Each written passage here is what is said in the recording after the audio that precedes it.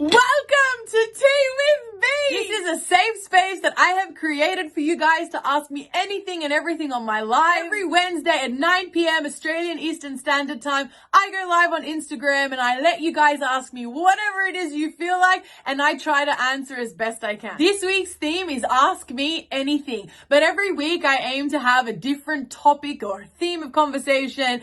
Namely, it'll be things centered around what I normally talk about on my socials, so things like growing up with an abusive childhood, growing up with parents from different backgrounds, living with PTSD, modest fashion, my religion, etc. If this is something you would enjoy watching, make sure you subscribe, and do I sound like a YouTuber now? That way you can get weekly notifications of my Tea with B updates. Hope to see you guys there, Yalla, goodbye! Hi!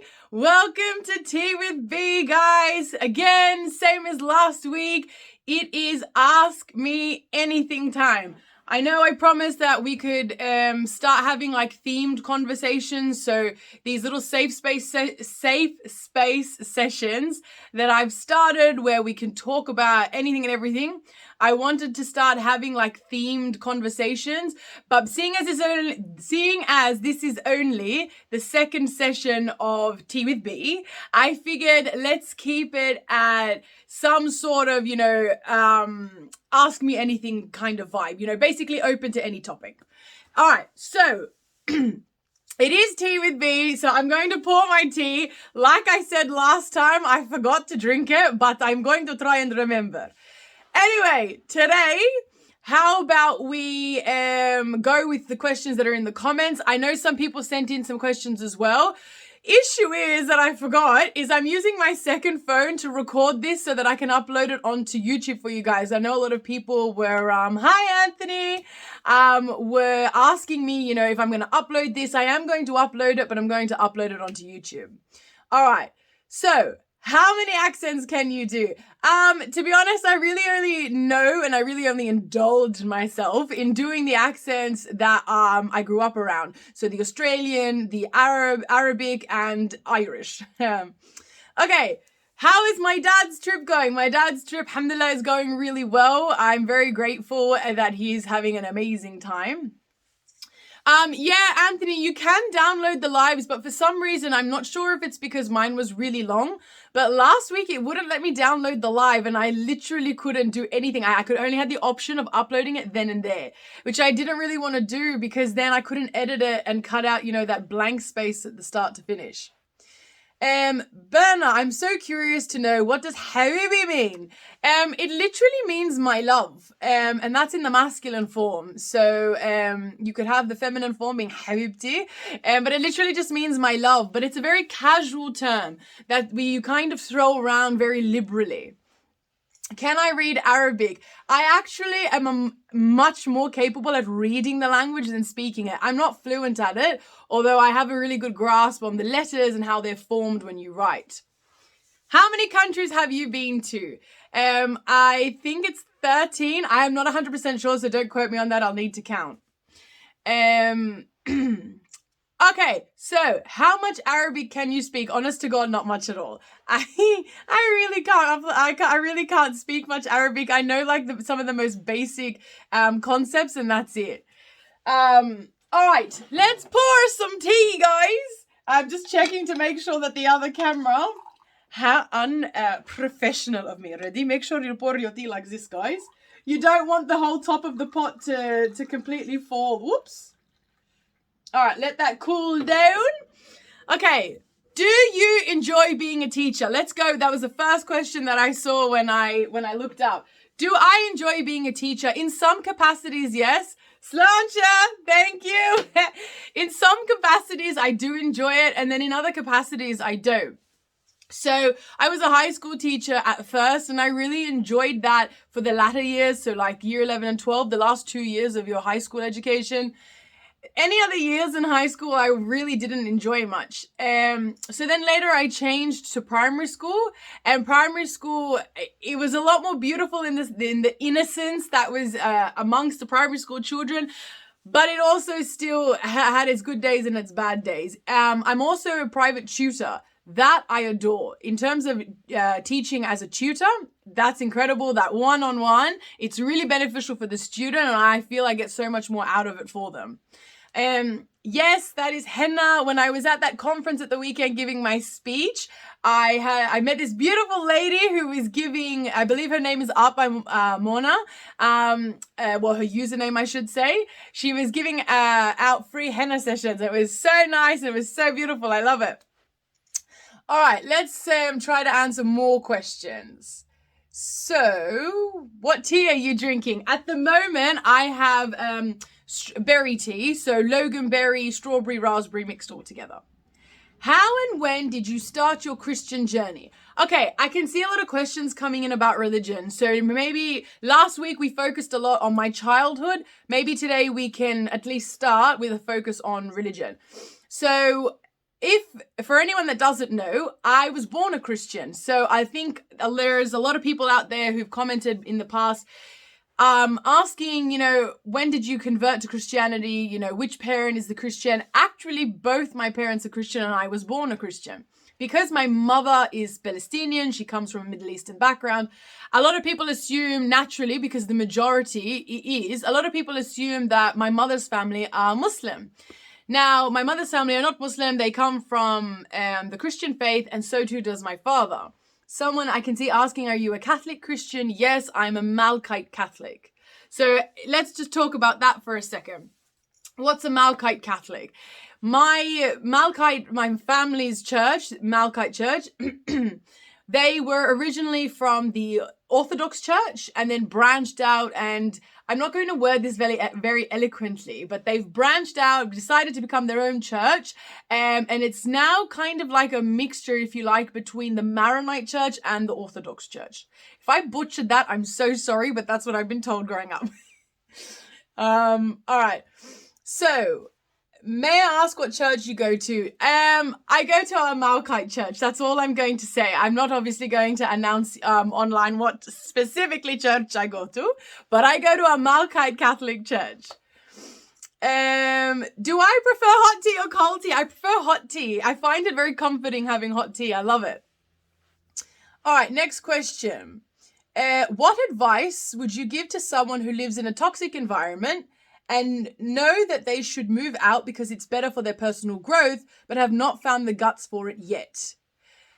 That's a really loaded question. So basically, in short, what advice would I give someone who knows that the right thing to do would be to leave a toxic environment, but is struggling to do it? I have a lot of advice, but I suppose maybe I should try and summarize my answer to this question, because I know there'll be a lot of flow on questions. First of all, don't do anything until you're 100% ready. I tried to run away from home 3 times, and I only was successful on the 3rd occasion. Probably because I wasn't ready entirely. And when I say I wasn't ready, I wasn't emotionally stable enough, or I wasn't maybe mature enough to stand my ground, which meant I went back the first 2 occasions, which meant that when I went back, at first, don't get me wrong, when I went home, my mother tried to put on this little facade for both myself and my father that she was trying to be better. But afterwards, once it calmed down after about maybe 3 days, it would be 10 times worse than it was before. So trying to leave and then going back and then making the other person aware that you know that you deserve better and you shouldn't be there and that you are trying to leave, I believe makes them worse. So first, try and make sure that you are 100% ready for this, that you are emotionally able to see this through. And not alone, emotionally able, but that you also have some plan, some mechanism to try and help you see this through. Whether it be other family members on the outside, whether it be friends that can help you. There are a whole bunch of avenues, but make sure you've got something. Now, I mentioned, for anybody that, might have watched that video that I've just put up on YouTube before I came on live about my story, I mentioned that I didn't plan to run away. I literally knew 24 hours in advance before I did it. So I didn't have a specific plan. However, within that 24 hours, I kind of did formulate somewhat of a plan. And that helped me see this through eventually for the 3rd time. The first 2 times I didn't really have much of a plan. I was much younger, and I ended up just, I think upon reflection, hoping that my father was just going to be able to pull everything through. I never accounted for the guilt that I was going to feel individually that would then encourage me to go back, that would make me feel like it was the right thing to do, and that, you know, I wasn't being fair on my mother and I just needed to give her a second chance. Okay, so let's see, I'm just going to answer the first question that comes up. Thanks. So it's not a question, but thanks for answering my question. Great to see a fellow Christian who is a content creator. Thank you so much. Do you still have a relationship with your mother? No, I do not. I ran away when I was 22 years old, so that was 8 years ago now, and I've never spoken to my mother since. I know the next question that's probably going to follow is, do I have any intention of talking to my mother ever again? And the answer to that is pretty much no. I could give a much more long-winded answer to that question, but in short, no. You're welcome, Shampoo MK. It's a very interesting username you have there. All right, next. Love always. Thank you so much for buying a badge. You really don't have to do that, but thank you so much. I appreciate it. Did my dad stand up for me at the time? I assume you're referring to the time when I ran away from home. Yes, on all 3 occasions that I tried to run away from home, my father stood up for me. However, my father was in a really tricky situation. The first time I did it, I was underage. I wasn't considered a legal adult yet. I'm forgetting my tea. It's still hot, it's all right. I wasn't a legal adult yet, so my father was very much in a tricky situation. However, the second, third time that I ran away from home, my father he helped me in all 3 occasions, but my father was a lot more insistent, knowing that I had more of a legal grounding, more of a legal footing rather, to stand on. So in particular reference to the time when I actually left home on the 3rd occasion, I saw it through successfully.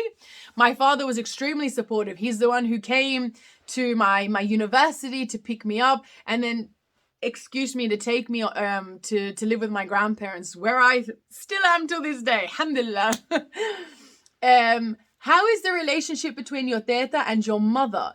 Okay, they stopped talking, and I know this is going to take a lot of people by surprise, but they actually stopped talking before even I did.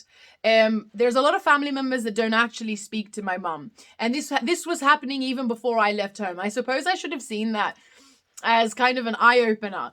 Anyway, a lot of people stopped talking to my mother before I left home. And then my grandmother, so my teta, by the way, it refers to my Arab grandmother, my mother's mother. She stopped talking to my mum. Don't quote me on this, because there was a few occasions growing up where they stopped talking to each other. But I believe that they stopped talking at least a year before I ran away from home on the 3rd occasion.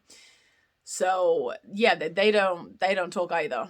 How long did it take for you to gain confidence after all of that? I left when I was 22, and I will adamantly stand by the fact that I didn't gain a proper, decent amount of confidence until I was 28. So that would be 6 years. And in that 6 years, for context, I was seeking therapy. I was doing a lot of self-help. I was doing a lot of things with my life, like starting a business, traveling when I could, as much as I could, trying to become more true to my own self, and trying to understand what kind of identity I liked and wanted to form. So all of those things collectively I was working on for 6 years. And at 28, I feel like I started to feel a decent amount of confidence, a healthy amount of confidence for the first time in my life. Not just since I ran away. I lacked confidence entirely growing up. And then give it a year later, when I turned 29, it was definitely a perfect amount where I was finally happy in a social setting, and I didn't start to feel as I stopped feeling as anxious as I used to. I still have a lot of anxiousness in social settings. I have anxiety and PTSD as a consequence of my childhood, but it just wasn't as debilitating as it used to be. Someone just asked there, I'm so sorry I can't get through all the questions quick enough, but I'm trying to answer in depth, but then I end up missing a lot of questions. I just saw two important ones. Do I want children? And marriage. Yes, inshallah, I would love to get married. In terms of children, though, look, it's a very long-winded answer. And in summary, currently, I do not want to have children. However, I would like to want to have children. I want to want them, if that makes any sense. But I just, in all honesty, in the spirit of transparency, I just don't want them. And I think, or I know rather, it has a lot to do with fear. It has a lot to do with the fact that I'm terrified of having children and then it triggering a lot of my trauma, because I've heard a lot of stories, both from people that I've met in the real world and from stories that I've listened to online, of people talking about how when they've come from an abusive childhood, when they've had a very bad relationship with their mother growing up, and then they've gone on to have children, and then the realization of how they feel as a mother with their children hits. It triggers a lot, and I mean a lot of their PTSD, and that terrifies me. Being triggered is no joke. Like, I know people use the word triggered very casually, but actually in a medical sense, it's quite a serious thing. To be triggered from a PTSD context is very serious, and it's not an enjoyable experience by any means. Like, for example, this last 2 weeks, I've had to really mentally delve back into my childhood, which is the cause of my trauma. In writing this speech that I shared with you all this evening on YouTube, that you guys, a lot of you that may have seen on my story, that I went and gave at the weekend, it required me to really reflect on my childhood, put it down on paper, and then get up in front of a lot of people and then be so vulnerable enough to then share that with everyone. That puts me in a scenario where I become quite triggered. I become a lot more emotionally vulnerable, and things make me a lot more easily triggered, because I'm in a bit more of an emotional state as a result of the mental environment I've put myself in. Knowing how that makes me feel, and then thinking about the choice of having children, knowing that it too can be and has a huge potential to be a trigger, terrifies me. Because why would I willingly subject myself to that? And forget me, why on earth would I willingly subject a child to having a mother that is triggered by their existence?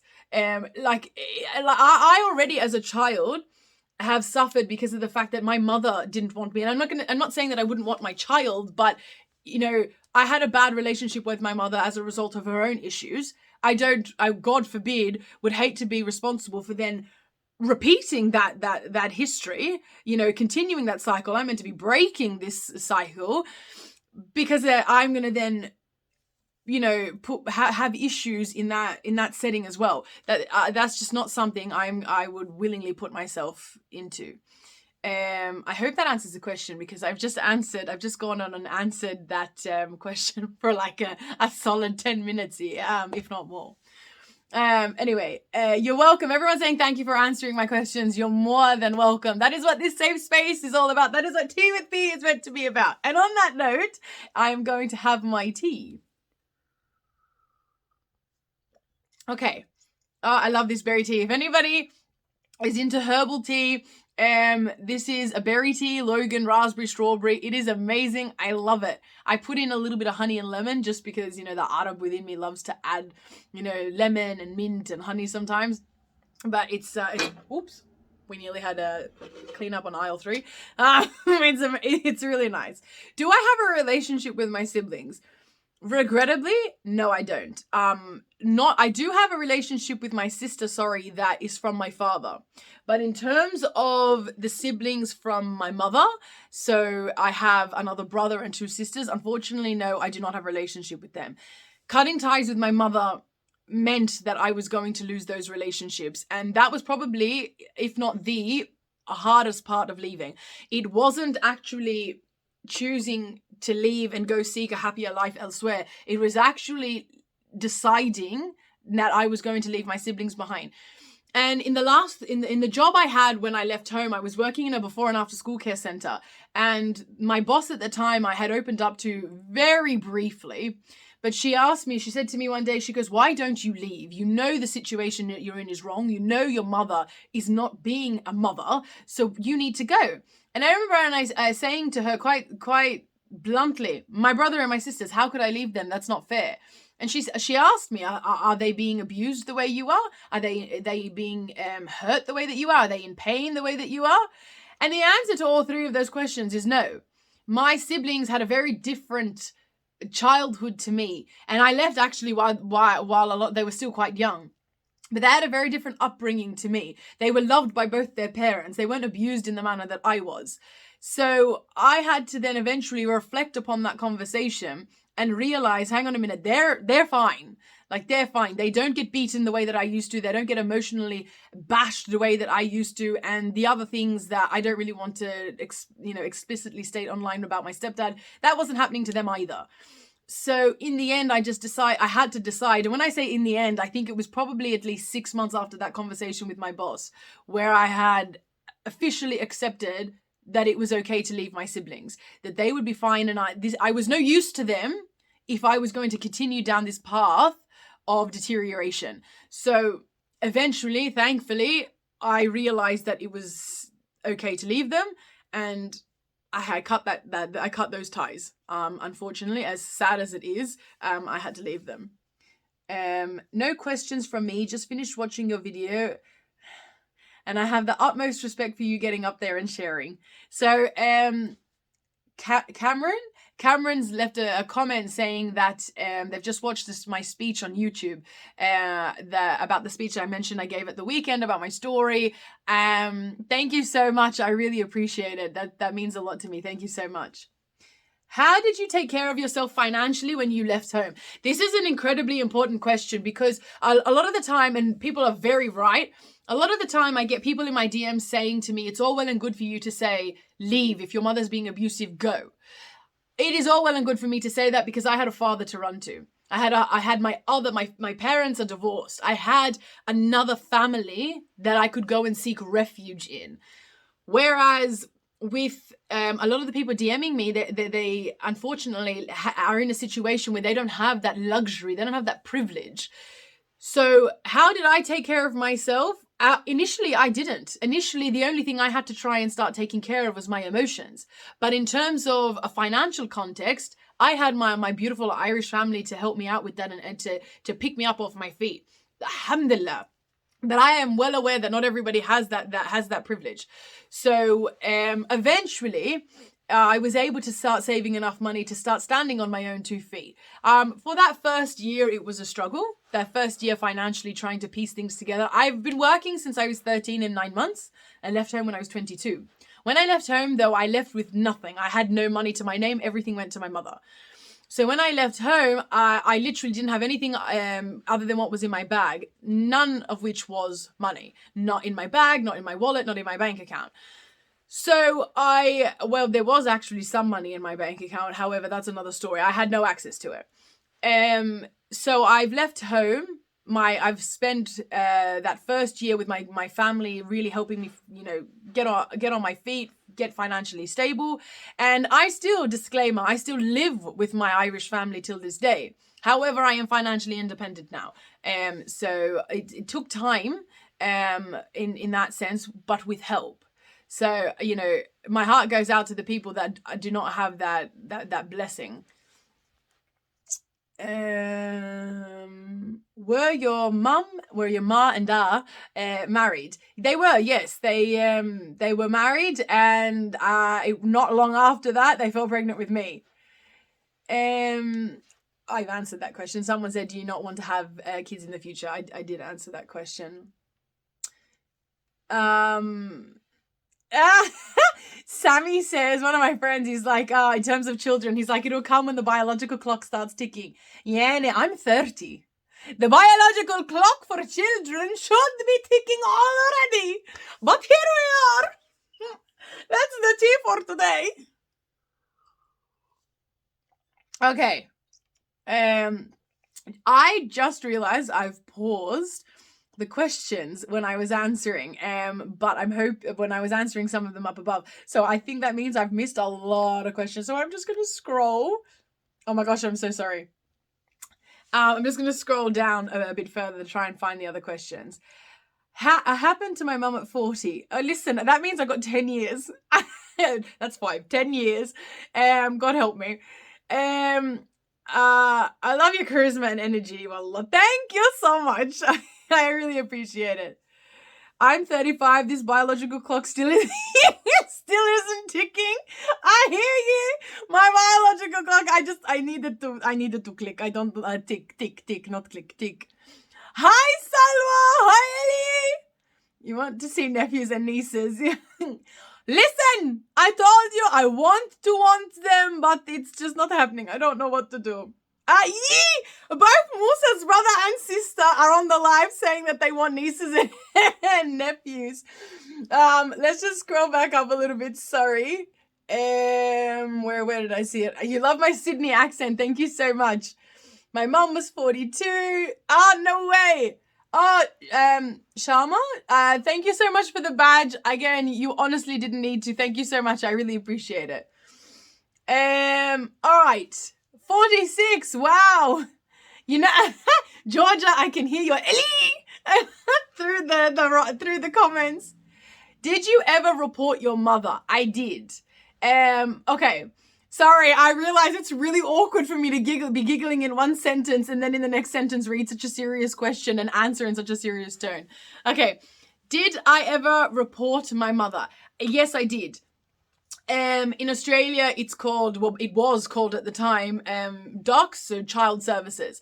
I did report my mother. In the beginning, it's when you're young, it's a really tricky situation because legally, this is the wrong way to word it, but legally I belong to my mother. So I'm not an adult. I'm not independent of her. So the report was made. However, the way it was handled was very tricky, and it's probably something that maybe I'll come on live one day and share with my father, because that initial report that was made to Child Services, I was really quite young. And I would never want to release any information out into the world that's not 100% accurate, or at least close. So maybe one day I'll do a live with my father in the future, inshallah, and I'll get him to talk about it more. My friend's dad was 60. Yes. But yeah, for the father, not too bad of a problem. For the woman, a bit hard. Have I got any plans for the rest of winter? I actually have a lot of plans for work, but outside of work, not much. But inshallah, towards the end of the year, I should hopefully have some more exciting plans coming up. Let's see. God has a plan. I believe that. I'm not sure if you have answered this question, but you are close to your grandmother. Has there been an interaction between everyone under one roof? I believe you're talking about my Arab grandmother, because the mother of my mother. Since I left home, no. Since I left home, there has been no interaction between everyone under one roof, as you asked. So there was seldom, if ever, any much reactions growing up where we were all together anyway. There were the odd ones, like for the usual things such as Christmas or birthdays, but even then they were quite small. There were a lot of family issues with, surrounding my mother's side. So yeah, not really much before, and yeah, definitely not after. I understand your situation so much. Up to today, I'm still struggling emotionally to speak. Yes. I don't think people, there's not everyone. I don't mean to generalize so easily. I don't think a lot of people realize, at least not in my comment section from what I can gather, realize how difficult it actually is to open up about a traumatic situation. It doesn't matter what the nature of that situation was. If it was traumatic, it is really difficult to open up about that. So I think a lot of the time people forget that. And I see some comments where people say things to me like, oh, you just need to get over it. You just need to move on. You just need to accept that she was doing her best, that she didn't know any better. It was just their culture. It was just the times. That is they're such ignorant comments to make. For me to get up and be so vulnerable with an audience that I don't actually know personally for the most part isn't easy. And I choose to do it because I wanted to become a part of the voice that online that is making or creating rather awareness for child abuse. I wanted to do that. I chose to put myself in that situation because growing up, I didn't have any voice to listen to. And as I got older and social media has become a much more, widely used, more widely accessible, that was horrible English, accessible thing. And I realized that now there were so many people that were trying to use these platforms to create awareness and spread their message. I wanted to become a part of that as well. But choosing to do that wasn't easy. And it's taken me the last 2 years of being on social media to feel comfortable enough to start going into minute depth. I just posted on YouTube today my first video where I've gone into more detail about what happened. Prior to that, I've done a public speech before, but I've only outlined briefly at that, not even the full outline. I briefly outline what happened to me growing up. I make TikTok videos and reels all the time where I touch on a topic here and there. But I never, ever have gone into detail explaining the ins and outs of what happened. I don't even go into detail explaining the type of abuse that it was, let alone the examples of the types. So it's taken me 2 years to do that. So that alone is an example of how hard it is to allow yourself to be vulnerable enough to speak about your emotions, to present them to an online world. It's not easy. And in anyone that is facing that issue, I totally understand. It's taken me 2 years of online talking and 8 years post leaving my mother to actually feel comfortable enough, to feel healed enough to then now start sharing, to start opening up and being more vulnerable with the world. So don't put any pressure on yourself. You do it when you're ready, in your own time, in your own comfort, in your own space. Do you think that was so evil? Oh, God forgive me. Do you think your mom views you on any socials now? I know she does. I'm not going to go into the ins and outs of how. I just know that she does. As to whether specifically on all platforms, that I cannot be sure. I know she's seen me on Facebook and on Instagram. I cannot be sure about TikTok or YouTube. But yeah, definitely I have copped onto that one. And so therefore, I know that she's seen some of my videos. Why else would she be looking? So yes, sorry, I can't answer things in short. I always have to go on a long-winded response. But yes, she has seen my socials. Okay. How do you cope when you are feeling triggered? What are your tools? Look. I can answer that question in 2 ways. I can answer that question from my therapy sessions, the way my psychologist had advised me to, and then I can answer in my own ways. And these self-soothing mechanisms I have in place are a lot of the time things that I came up with prior to even running away and prior to seeking therapy. My therapist, a lot of the time, her answer was to write things down. A lot of therapists will say that, and I understand the logic in that, and I see the beauty in that for some people. It didn't always work for me. However, the irony there is I love to write. I'm an English teacher. I love writing. However, when it comes to my emotions, a lot of the time when I'm triggered, like you're asking, me having to sit down and just write, it is not easy. So how do I tend so I'll go back up to your question. How do I tend to cope when I'm feeling triggered? Okay. The writing situation, like my therapist was asking me, her coping mechanism was to write it down and identify how realistic my thoughts on that experience was, and then to try and rewrite the thought, to try and rewire my emotional responses to the situation, to start teaching myself better behavioral habits in how I was responding. Like I said, I definitely see 100% the logic in that. However, like I mentioned, I'm not always calm enough to do that. So for the most part, a lot of the time, my coping mechanisms is to first let myself feel it. Don't bottle it up. If you need to cry a river if you need to. There is nothing wrong with it, and anyone that tells you that there is doesn't understand. And perhaps people might tell you, try and not cry, just try it. They might think that they mean well. It's not the right approach. Do not ever bottle up. Let yourself deal with it. Feel it. Grieve the situation. Mourn the situation that you are facing. After I have my cry, after I let it out, remember this is my coping mechanisms that I learned to figure out on my own. This is separate from the therapist. After I've let myself cry through that situation, if I have someone around me, for example, my partner, Musa, I would like a hug, okay? It's nice to have a little bit of a, reassuring moment. If I am alone, I might put on some music. I might put on Mrs. Brown. That's a very comforting show for me. I'll explain that eventually one day in a video. I might put on, those sorts of, sounds that trigger comfort within me. And then I will always, whether it be in prayer or whether it be just writing it down, I will start to list things. I can even do this mentally, the things that I am grateful for.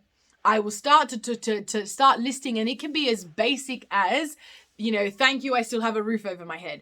I'm grateful for the fact that my health is, alhamdulillah, whatever situation it is in at the day, I talk about that. Letting myself feel the situation, letting myself have access to means of comfort. By the way, for me, I find tea a means of comfort. Going, making a cup of tea, putting on music that calms me, or putting on a show that makes me laugh, or going to my partner who comforts me in an embrace. Those things, so my comforts. And then third, gratitude in prayer.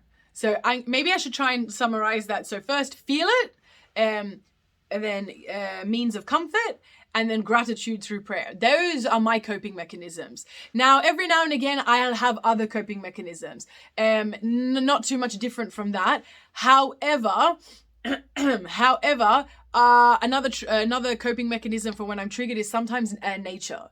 I find God, I find peace in my faith in nature. A lot of the time, don't get me wrong, I love church, the beauty of church that is.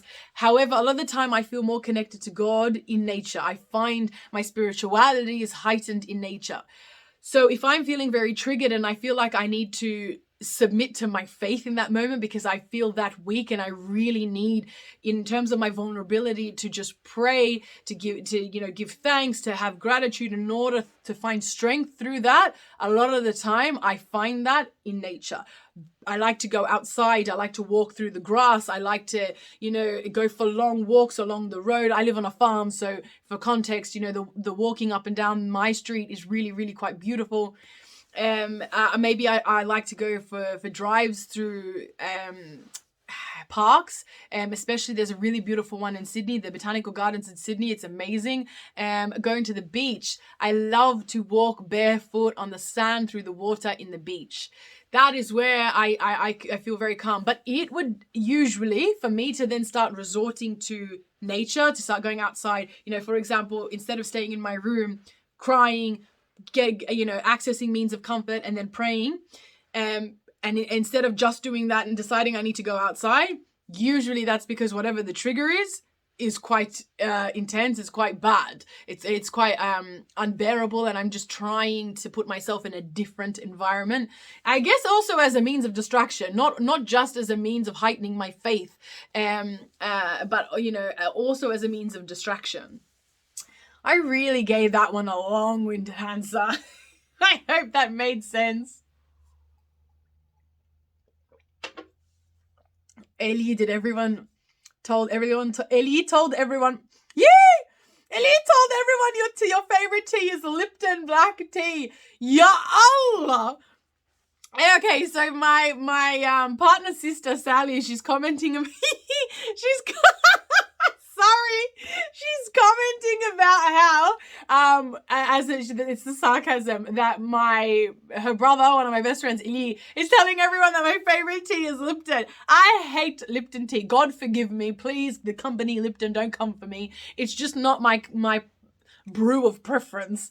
Okay, I like Twinings, I like PG Tips, those are my two favorite brands.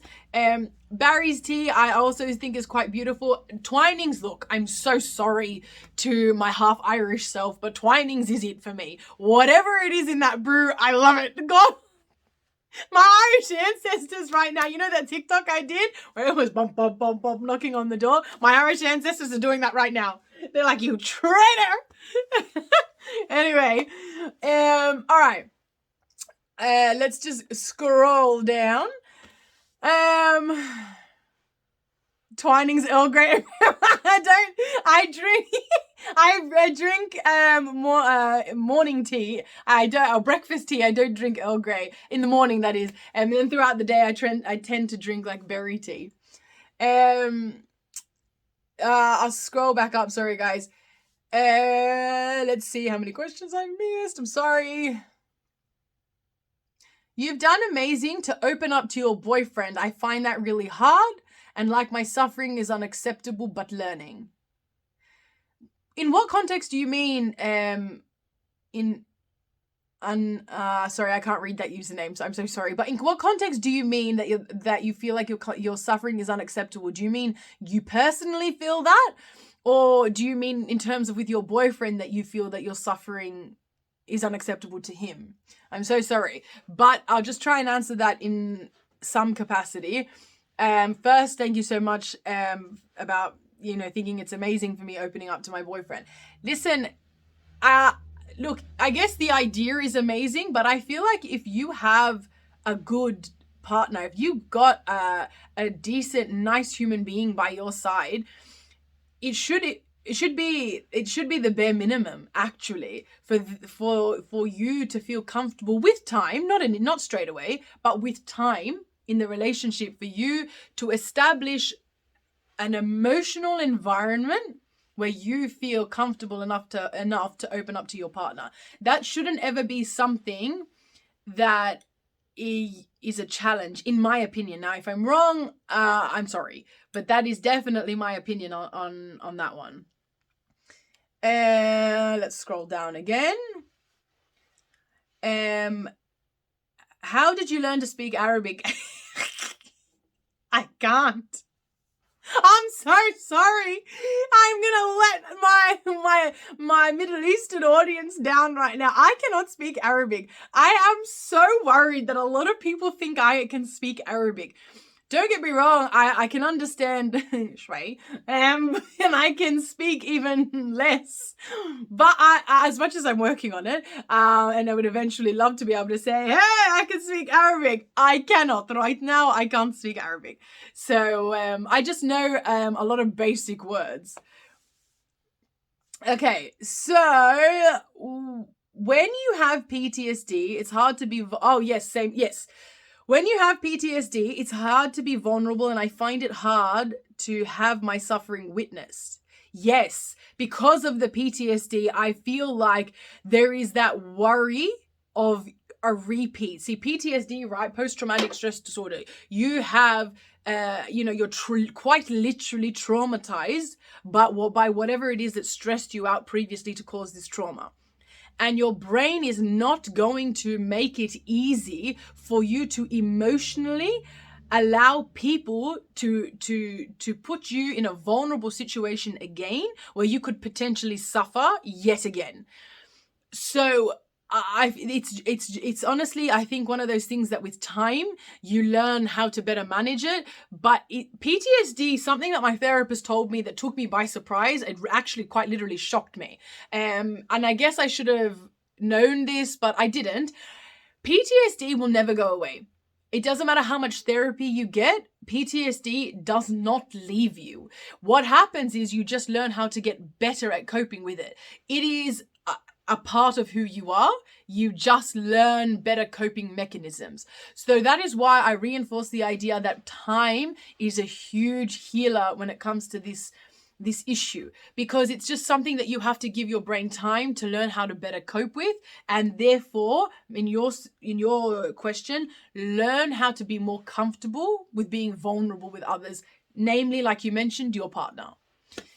So just be patient with yourself, be kind to yourself, and just try and hold on to the hope that eventually things like that will become easier for you.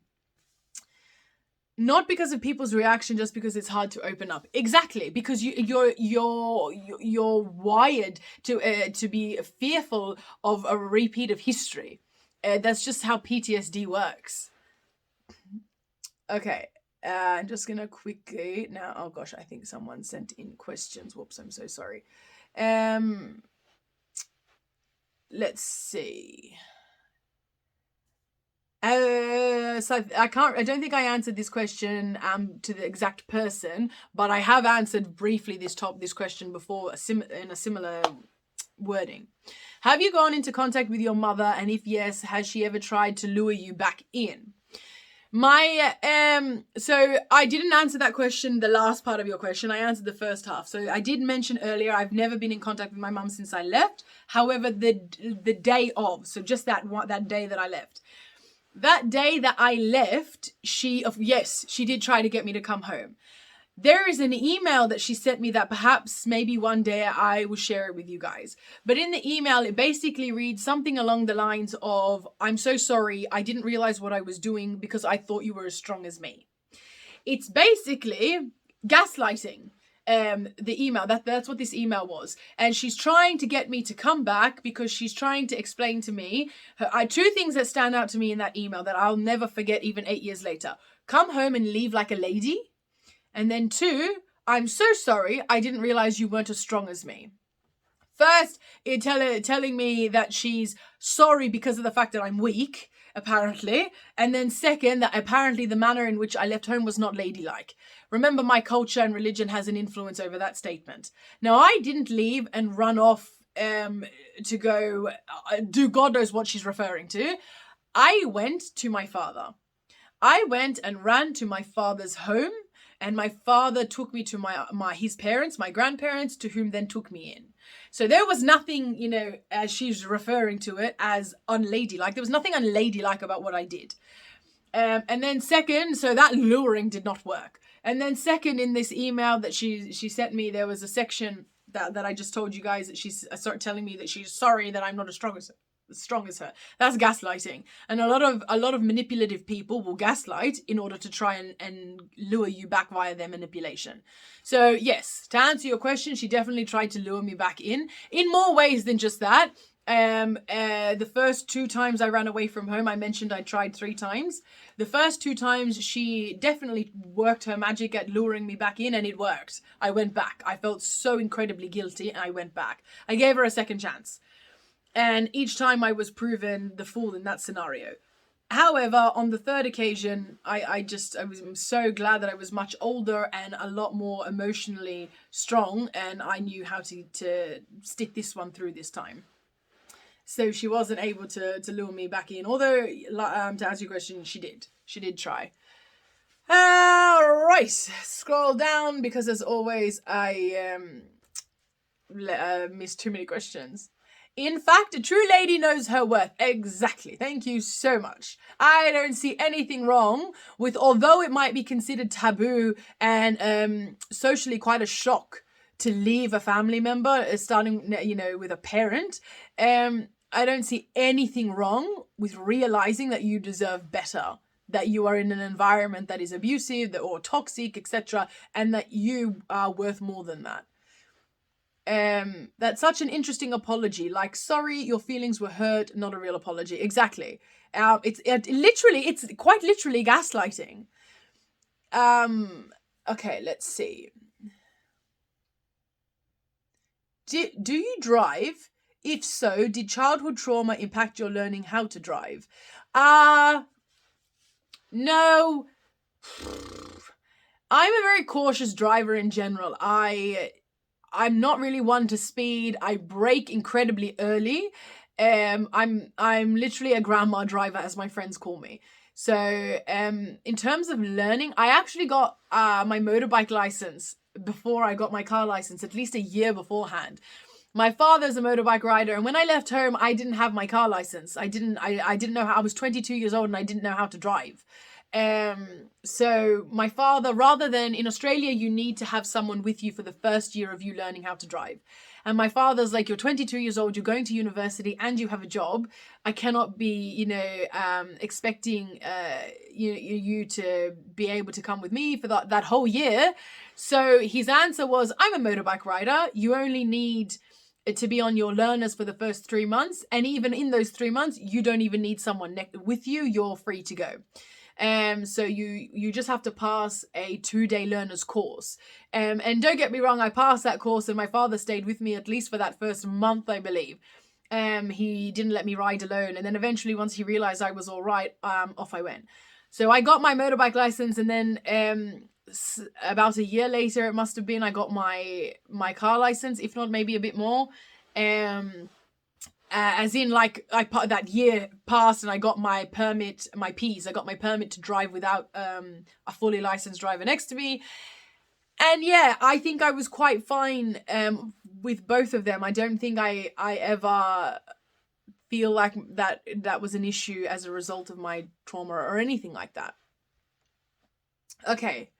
With the fact that you can do Irish, Arabic, Aussie, and British accents really well, which is your normal voice, your normal accent? Does it differentiate? Does it depend on who you're talking to? Yes. And a lot of people don't understand this, and it is almost embarrassing.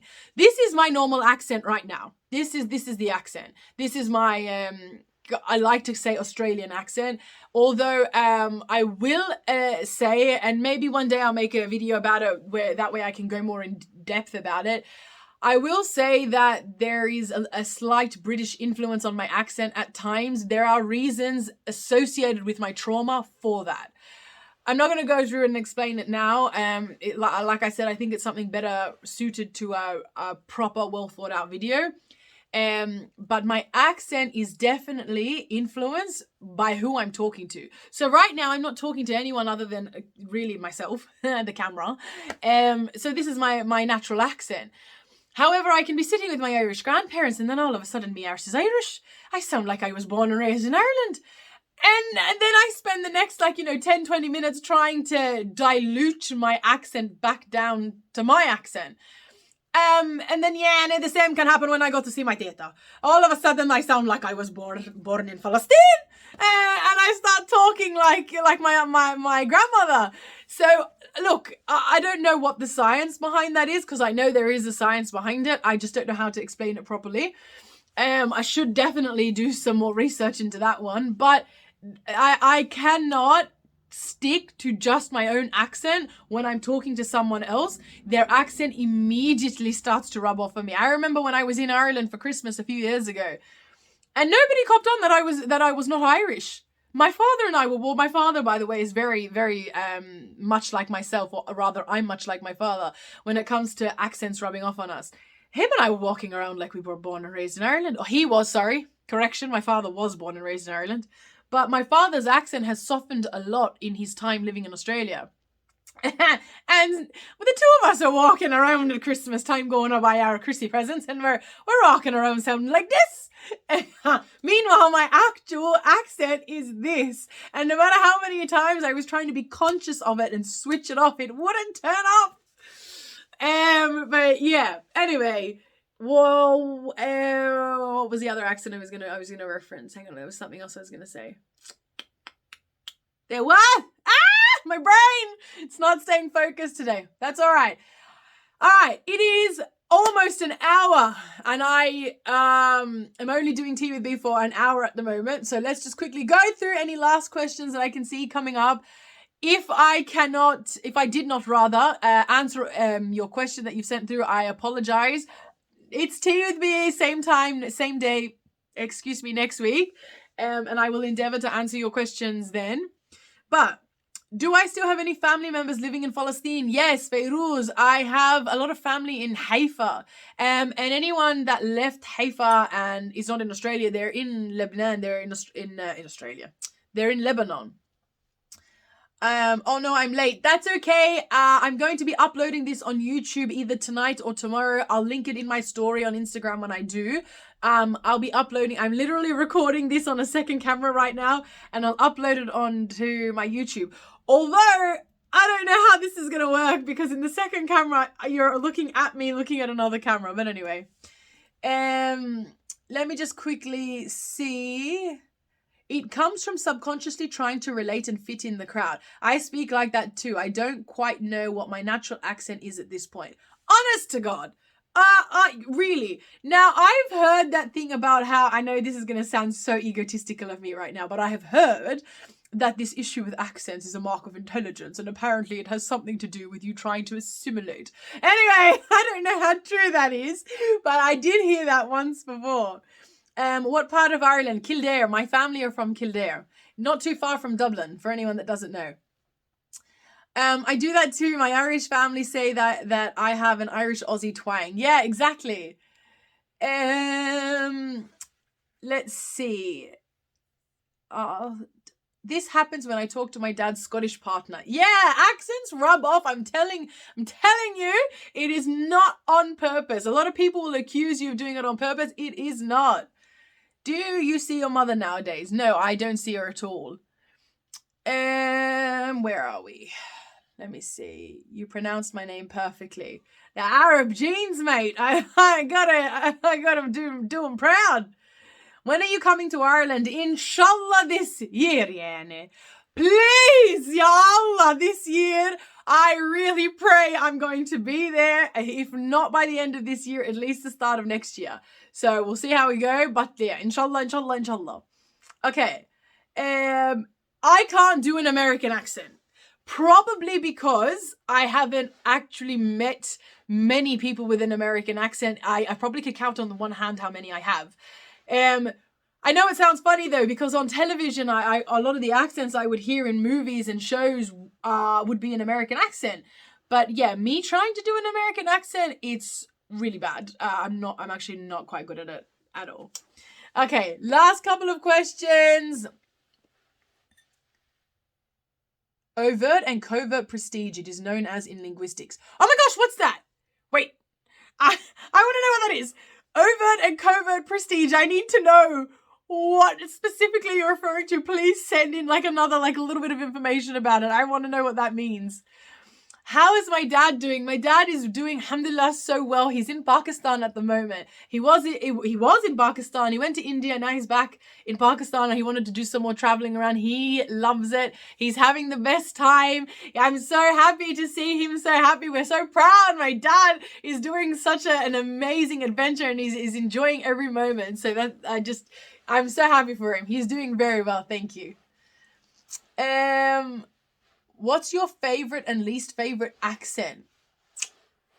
That's a interesting question. I don't know about least favorite accent. I don't know about least favorite. I don't even know if I have a least favorite accent. But in terms of favorite accent, what would my favorite accent be? Look, I feel like I have to say Irish. I feel like I'm daft if I don't. I don't know. I love a lot of accents. A lot of all the different Irish accents are beautiful. I love a few of the British accents. The Scottish and Welsh accent are so nice. I'm terrible at doing them. The French accent, the Italian accent. Yeah, the Italian accent is so nice. What else? I'm not quite sure. I don't know if I could pick a favorite. I feel like I'm just saying Irish because I'm Irish and I love hearing it. I love imitating it. There's a level of comfort I find when I hear it, and that's because of the association with my family. So I could be wrong, but let me think and get back to you on that one. But I definitely do love the Irish accent. Did you ever report your stepfather to authorities? It's a big question for me to close with, but let's close with that question. In short, no. And before everyone jumps at me, because I know a lot of people might start commenting and being like, oh my gosh, why it was illegal, first of all, second of all, it went on for so long, he deserves to be punished for what he did, etc., etc. I don't know if I can handle it. And not only should I have reported my stepfather to authorities, I should have reported my mother. But it's not as easy as just go. Let's rewind. It's not as easy as just going into a police station and making a report. It is, in essence, to physically, it is that easy to just go in and make the report, and then whatever follows after that. However, emotionally, it is not easy. It is a very, very triggering idea, let alone definitely would be in an experience. So yeah, no, I've never done that. It's great how open you are about things. Definitely. I hear so many people throughout my life. I've heard so many people tell me, you're too open. You need to learn how to be more private. Hi, Ismail. But the thing is, it's Jeff. Oh my gosh, Jeff. Oh yes, you deleted. Why did you delete your account? But hi, Jeff. But yeah, it's not so straightforward. Just going in and making a report. That's definitely not an easy one. Are you worried that your younger siblings will be abused the same way as you? No. Why? Because I saw the way that my mother and their father treated them. I think maybe if you listen to the speech that I posted on YouTube earlier, about the speech I gave at the weekend about why I ran away from home, I think you will get more of an insight into why. But basically, my mother's issues with me were because of the fact that I was from a different man, my father, a man to whom she hated, and a previous marriage that reminded her of a mistake, in her opinion, that she's made in her life. My stepdad I was the target. But yeah, so no, in terms of my siblings, definitely not. Or taken seriously by the authorities. I'm afraid my truth has been taken away from me. Yes, a lot of the fear as well is you going and choosing to be so vulnerable and so open with the authorities, and then them not respecting you enough to take it seriously enough. That's a huge fear.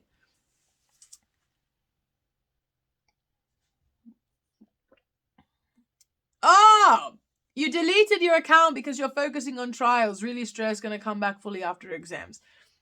That's okay. I totally understand. Good luck with your exams. Inshallah, all goes well.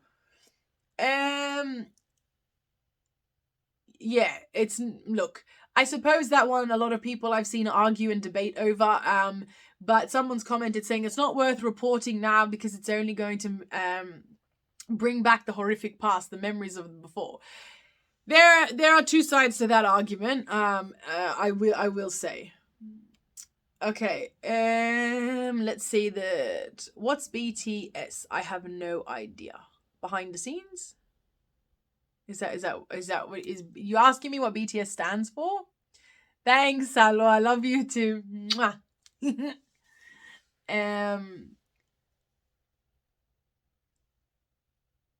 Thank you so much, Fayroz.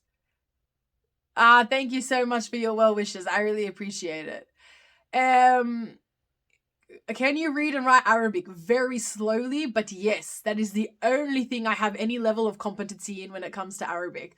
Burn the stage. Oh, I thought BTS stands for behind the scenes, but anyway. Oops, I just kicked the other camera. Anyway, we're all good.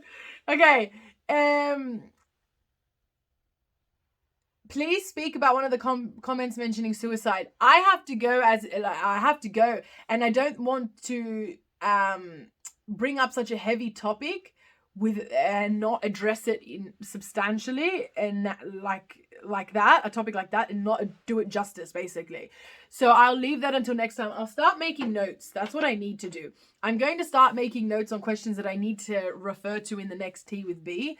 But yeah, I didn't see, and just FYI, I didn't see any comments referencing suicide. So perhaps we'll address that one next time.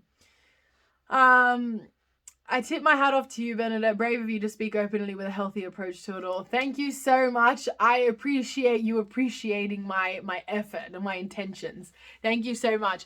All right, guys. Unfortunately, Tea with B has gone over an hour now, but I really do need to go. I've got a lot of work to still get through before it's time for me to go to bed. It is nighttime in Australia at the moment. So until next time, guys, Tea with B next week. I will start doing some thinking. I'll reflect upon the questions that I've seen and been getting sent in, and I'll pick a theme, a topic to focus on for next week's Tea with B, and then we'll go from there. And I'll announce that soon. And yeah, hopefully you guys got some valuable insight out of this Tea with B session. Anyway, much love, Emma. Much love, everyone who joined Tea with B and everyone that watches and benefits from all of this. I hope you are all having a wonderful day and night. And inshallah, I will see you guys all next week. Yalla, goodbye, guys.